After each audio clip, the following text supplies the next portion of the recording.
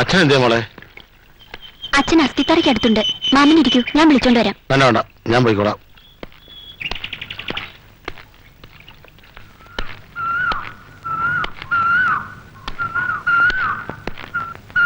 എന്തേ?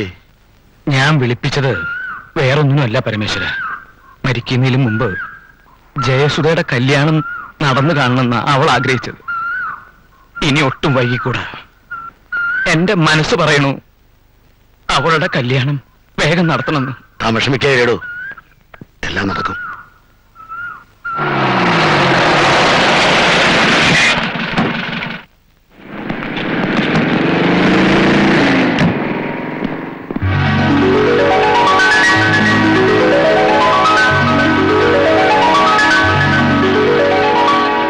ഇവിടെ വിശാലമായ 8 റൂംസ്. അതാ എന്റെ പ്ലാൻ. വല്ല രക്ഷയുണ്ടോ? അതെ, മുനിസിപ്പൽ ഓഫീസിനാണ് ഞങ്ങൾ വരുന്നത്. സാങ്ഷൻ വാങ്ങിക്കാതെ മുകളിലോട്ട് പടുതതിന് അവിടെ എഞ്ചിനീയറിംഗ് കമ്മീഷണർ ആകെ ചൂടായിരിക്കുക. എന്റെ എഞ്ചിനീയറെ, റൂളും വകുപ്പും നോക്കിയാ ഇവിടെ ഒരു കാര്യവും നടക്കില്ല. എന്തെങ്കിലും കൊടുത്ത് ഒഴിവാക്കാൻ നോക്ക് ഡാഡി. എന്റെ മോളെ, പഴയ കാലം പോലെയല്ല. ആ എഞ്ചിനീയറും കമ്മീഷണറും സിംഹങ്ങളാ. കൈക്കൂലി എന്ന് മുഴുവൻ കേൾക്കണ്ട, കൈ എന്ന് കേട്ടാ മതി, തൊഴിക്കും. അങ്ങളെ, നമുക്കിത് എങ്ങനെയെങ്കിലും ഫിനിഷ് ചെയ്യാൻ നോക്കാം. ഒബ്ജക്ഷൻ വന്നാൽ നമുക്ക് സ്റ്റേ വാങ്ങിക്കാമല്ലോ.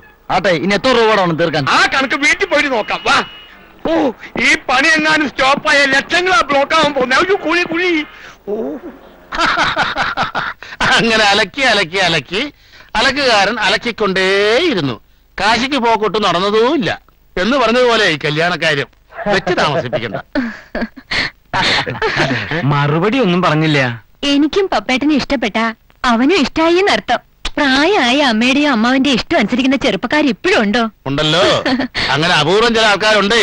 ആ കൂട്ടത്തിൽപ്പെട്ട ഒരാളാ ദേ ഇരിക്കുന്നത്. രമേ, സമ്മതമാണോ നീ തന്നെ അവരോട് ചോദിക്കേ? പറഞ്ഞു, മടിക്കണ്ട. പറഞ്ഞോ പറഞ്ഞോ. അമ്മയ്ക്കും അമ്മാവനും ഇഷ്ടമാണെങ്കിൽ എനിക്കും ഇഷ്ടമായി. നിനക്കെന്ത് പറ്റി? എനിക്കൊന്നും പറ്റിയില്ല. പക്ഷെ പറ്റിയ ഒരാള് പുറകിന്ന് ഒരു പിച്ച്.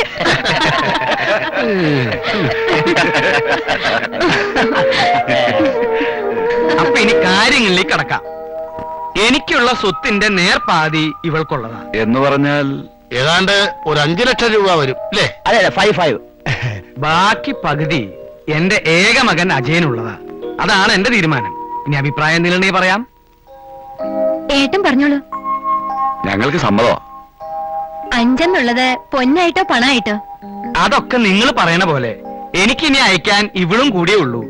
അതെനിക്ക് ഭംഗിയായിട്ട് നടത്തണം. എല്ലാവർക്കും വീതിച്ചു കൊടുത്തിട്ട് എങ്ങോട്ടേലും പോവാനാ?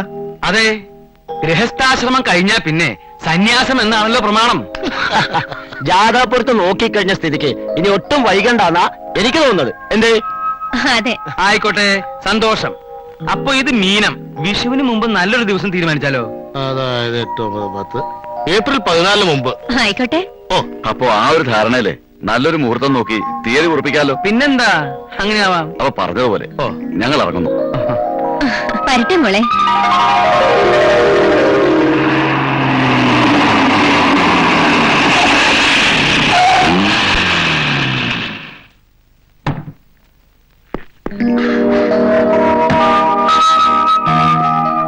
അച്ഛാ, അജേട്ടൻ വന്നു.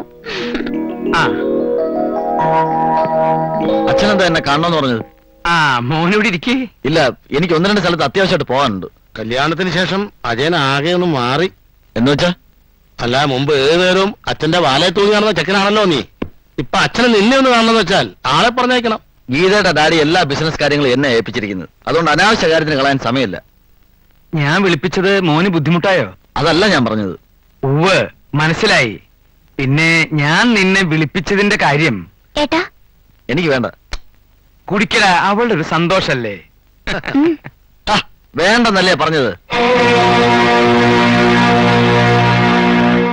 ഞാൻ പറയാൻ വന്ന കാര്യം, ചെക്കനും അമ്മയും അമ്മാവനും വന്ന് പെണ്ണ് കണ്ടുപോയി. എല്ലാം പറഞ്ഞു ഉറപ്പിച്ചു. ഞാൻ അവർക്ക് വാക്കും കൊടുത്തു. എന്ന് പറഞ്ഞാ പെട്ടെന്നിപ്പോ? പെട്ടെന്ന് വേണം, അല്ലെങ്കിൽ അച്ഛന്റെ മനസ്സിന് വിഷമാവും. അതെ അജയ, ഇത് നിന്റെ മറ്റുള്ള അളിയന്മാരെ പോലെ അല്ല. നല്ല തറവാട്ടുകാരാ. നിനക്കറിയാലോ അവരെ. നമ്മളെ നെല്ലിശ്ശേരി വിശ്വനാഥന്റെ മകന്റെ മകൻ. നല്ല അസല് ബന്ധ. സുധമോളുടെ ഭാഗ്യാണ്. എന്ന് പറഞ്ഞാൽ എങ്ങനെയാ? ഇതിനൊക്കെ കാശ് വേണ്ടേ? നീ എന്താ ഈ പറയണേ? എനിക്കൊരു പിടിയും കിട്ടണില്ല. അച്ഛന്റെ പേരിലുള്ള എല്ലാ സ്വത്തുക്കളുടെ ആധാരം ഞാൻ ബാങ്കിൽ പണയം വെച്ചിരിക്കുക. അത് അടച്ചു തീർക്കാതെ ആധാരം പണയപ്പെടുത്തേ? അപ്പൊ നീ അന്ന് എന്നോട് കള്ളം പറഞ്ഞു ഒപ്പിടിച്ചതൊക്കെ ഇതിനായിരുന്നു അല്ലേ? പണയപ്പെടുത്താതെ ലോൺ തരില്ലെന്ന് അവര് പറഞ്ഞു. അതുകൊണ്ടാ. എന്നാലും ഒരു വല്ലാത്ത ചതിയായിപ്പോയില്ല അജയ നീ ചെയ്തത്. എന്ത് ചതി? ഞാൻ നിങ്ങളെ ചതിച്ചോ? ഇത് ഞങ്ങളുടെ കുടുംബകാര്യമാണ്. അത് അച്ഛനും ഞാനും നമ്മൾ തീർത്തോളാം. നിങ്ങൾ അറിയി പോണം.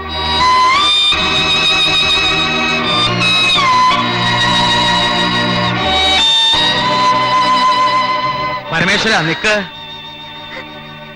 നീ ആരോടാ പോവാൻ പറഞ്ഞെന്നറിയോ?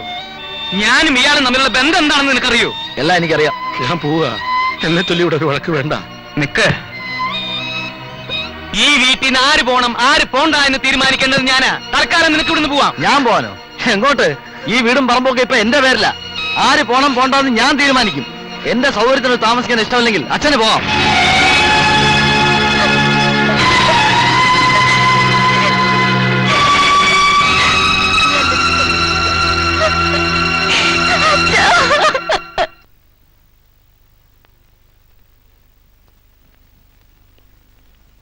കഴിഞ്ഞതൊക്കെ കഴിഞ്ഞു. ഇനി അതിനെക്കുറിച്ച് ഓർത്ത് ഇല്ല പരമേശ്വര, എനിക്ക് താങ്ങാവുന്നതിന്റെ അപ്പുറത്തായി കാര്യങ്ങള്. എന്റെ മകളുടെ കാര്യം ഓർത്താ. ഇല്ലെങ്കിൽ കുറച്ച് വിഷം വാങ്ങി ഞാൻ